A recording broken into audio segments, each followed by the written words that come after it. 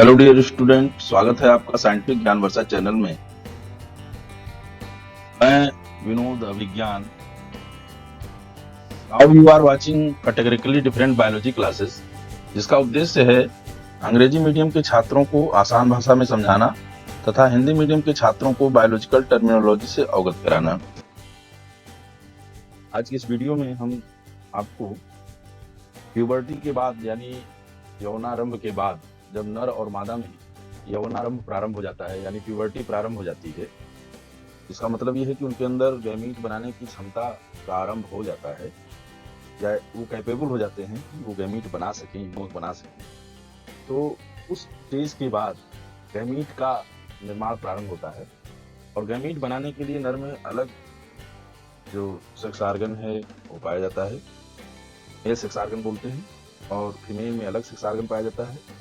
तो आज की इस वीडियो में हम मेल सेक्स आर्गन की बनावट जो है, जो एक्सटर्नल उसकी बनावट है और जो इंटरनल उसके अंदर जो रचनाएं हैं, स्ट्रक्चर हैं, उनके बारे में हम अध्ययन करेंगे इस वीडियो के माध्यम से।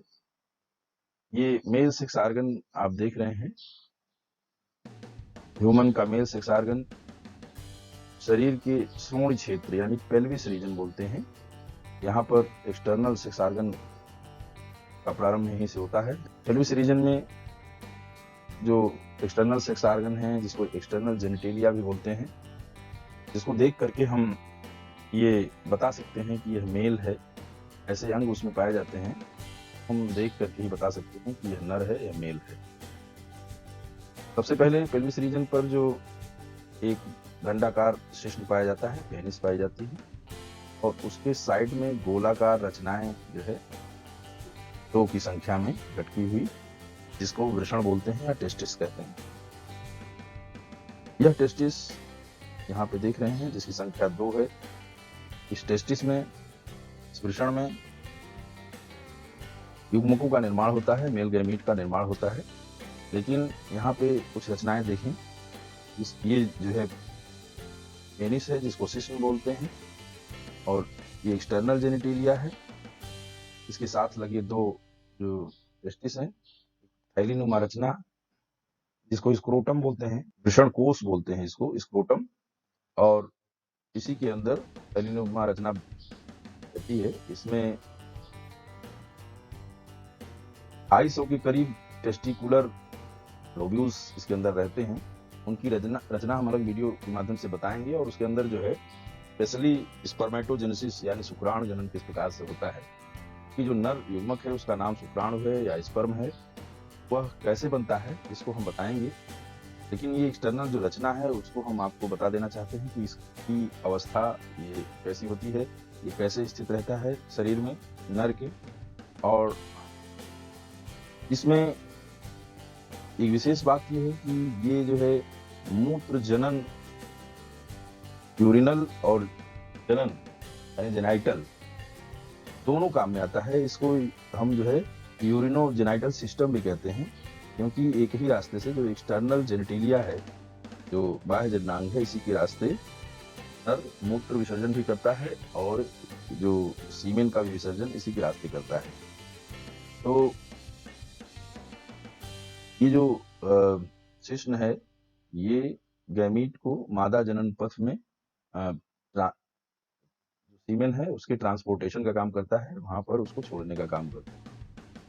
इसके ऊपर एक पतली स्किन पाई जाती है और जिसको हम फोर स्किन बोलते हैं। आगे एक फूला हुआ भाग होता है, ग्लांस पेनिस बोलते हैं, पूरे को पेनिस बोलते हैं, और आगे फूले हुए भाग को ग्लांस पेनिस बोलते हैं। इसके आगे एक छिद्र होता है जिसके द्वारा जो है सीमेन है और जो यूरिन है ये बाहर होता है, जिसको यूरेथ्रल मिएटस बोलते हैं। इसके ऊपर जो स्किन है उसको फोर स्किन बोलते हैं। और ये जो एक नलिका होती है जो जुड़ी होती है आगे चल करके यहाँ यूरिनरी ब्लैडर से और सेमिनल वेसाइकिल से जुड़ी होती है, शुक्राशय से जुड़ी होती है। यहाँ का इंटरनल सिस्टम इस प्रकार का होता है कि जब सीमेन बाहर होना होता है, इसमें वाल्व की नुमा रचना होती है। यहाँ पर एक जोड़ी सेमिनल वेसाइकिल होते हैं और एक में प्रोस्टेट ग्लैंड पाया जाता है के ऊपर, और एक बल्बो यूरेथ्रल ग्लैंड पाया जाता है। यहाँ पे इस तरह से इसकी रचना होती है। थोड़ा आपको अगले फिगर में हम आपको अभी बताते हैं कि इसकी रचना स्पष्ट रूप से कैसे दिखती है। तो ये जो नलिकाएं हैं ये सेमिनल वेसाइकिल से जुड़ी रहती हैं और यूरिनरी ब्लैडर से भी जुड़ी रहती हैं, लेकिन उसमें एक वाल्व काम करता है। तो सीमेन के निकलने के समय यूरिनरी ब्लैडर को बंद कर देता है और यूरिन निकलने के समय जो सीमेन निकलते हैं उनको उस रास्ते को बंद करने का कार्य करता है। यहाँ पर एजाकुलेटरी डक्ट भी पाया जाता है। तो अगली रचना से आपको स्पष्ट हो जाएगा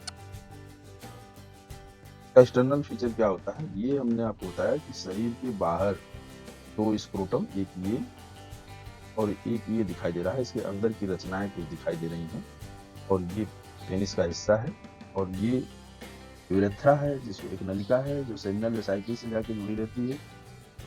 और इस पर देखें आप, ये बल्बो यूरेथ्रल ग्लैंड है। यहाँ पे ये बल्बो यूरेथ्रल ग्लैंड है और इसको एक जो है पुरस्थ यानी प्रोस्टेट को सहायता प्रदान करता है।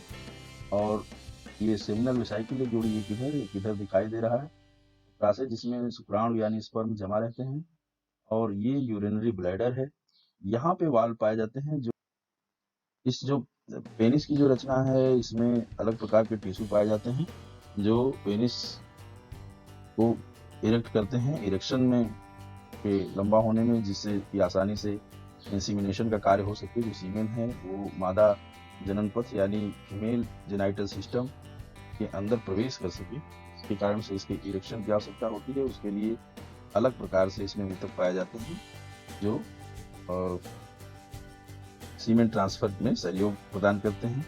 ये जो बल्बो यूरेथ्रल ग्लैंड है यह एक प्रकार का लुब्रिकेटिंग मटेरियल उत्पन्न करता है जो कि इंसीमिनेशन के समय और ये जो पेनिस इरेक्शन है उसके समय इसको आसानी से उस कार्य को संपन्न करा सके। उसके लिए यह जो है लुब्रिकेंट का निर्माण करता है और इसके साथ ही यह जो है एंजाइम्स और में पाया जाने वाला जो फ्रक्टोज तथा कैल्शियम भी साबित करता है, जो बहुत ही मददगार होता है सीमेन ट्रांसफर में या स्पर्मेटोजोआ के ट्रांसफर में। से जो है एक सीमेन प्लाज्मा भी स्रावित होता है, जिसमें वह प्लाज्मा जिसमें फ्रक्टोज उपस्थित होता है, जिसमें कैल्शियम होता है, जिसमें एंजाइम होता है, तरल पदार्थ, और जिसमें स्पर्मेटोजोआ इजिली जो है एक तरल के रूप में इस यूरेथ्रा के माध्यम से, यूरेथ्रल मीएटस के माध्यम से मादा के जनन पथ में ट्रांसफर होते हैं। इसके अंदर क्या क्या रचनाएं होती हैं, फिर भी इस क्षेत्र में जो चीजें दिखाई दे रही हैं उसके बारे में हम बता दें। इसका जब हम इंटरनल अध्ययन करेंगे तो इसमें देखेंगे एक जो है ये अंदर जो स्क्रोटम है, जो पाउच नुमा रचना है, पाउच नुमा रचना के अंदर करीब 250 जो है टेस्टिकुलर लोब्यूल्स पाए जाते हैं, छोटे छोटे लोब्यूल्स। और इस 250 लोब्यूल में प्रत्येक में जो है 1 से लेकर के 3 सेमनीफेरस ट्यूब्यूल पाए जाते हैं, शुक्राणु जनन नलिकाएं पाई जाती हैं, और जिसमें शुक्राणुओं का स्पर्म का निर्माण होता है। जब शुक्राणुओं का निर्माण हो जाता है तो ये जो है इसमें शुक्र जनन नलिकाएं जो सेमनीफेरस ट्यूब्यूल हैं वो कनेक्ट होती हैं पतली पतली वृषण जालिकाओं यानी रेटिटेस्टिस से, और यह रेटिटेस्टिस जुड़ा होता है वास इफरेंस से। एक और नलिका होती है जो क्वाइल्ड होती है अंदर ही, इससे जुड़ी होती है।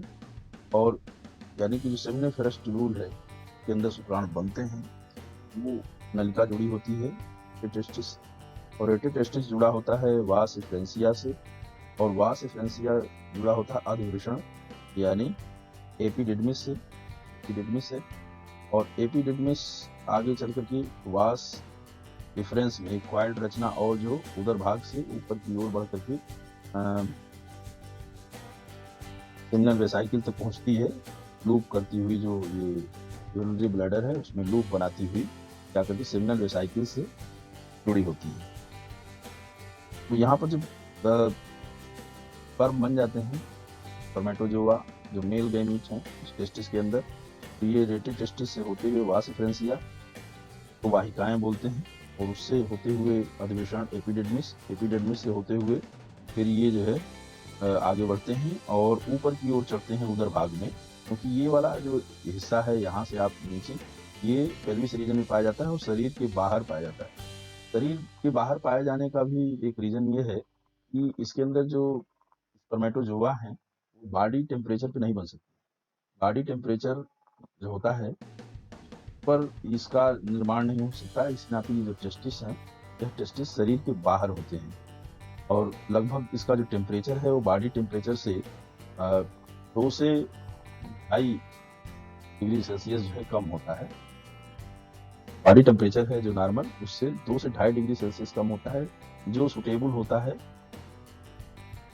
स्पर्मेटोजोआ के निर्माण के लिए। और जिन जंतुओं के शरीर में टेस्टिस बाहर होता है वो जो है रेगुलर ब्रीडर होते हैं, कॉन्टिन्यूअस ब्रीडर होते हैं, हमेशा वो जनन कर सकते हैं, उनके अंदर एक क्षमता होती है कि वो जनन के लिए हमेशा तैयार रहते हैं।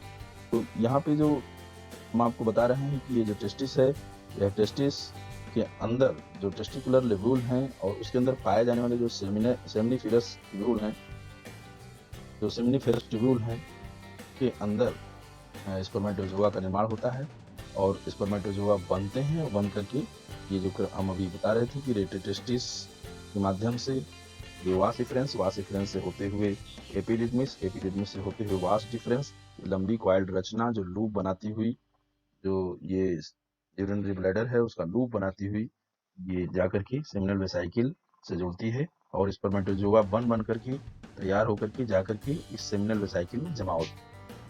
ये तो मेल सेक्स आर्गन का जो बनावट है उसके बारे में हम आपको बता रहे थे।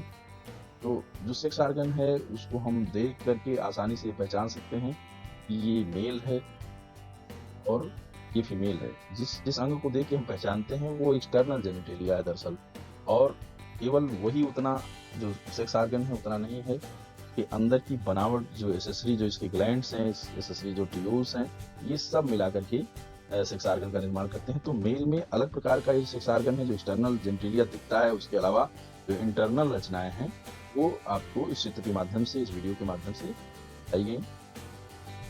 फ्रेंड्स, आपको ये वीडियो कैसा लगा?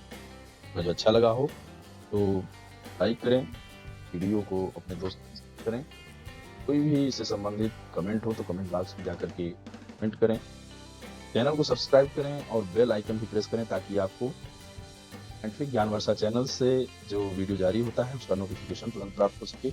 आगे आने वाले समय में जो बहुत ही रोचक और बहुत ही आकर्षक तरीके से जीव विज्ञान के बारे में आपको इस चैनल द्वारा बताया जाएगा और आप इसका लाभ उठाएंगे, लाभ होगा आपको। थैंक यू, जय हिंद।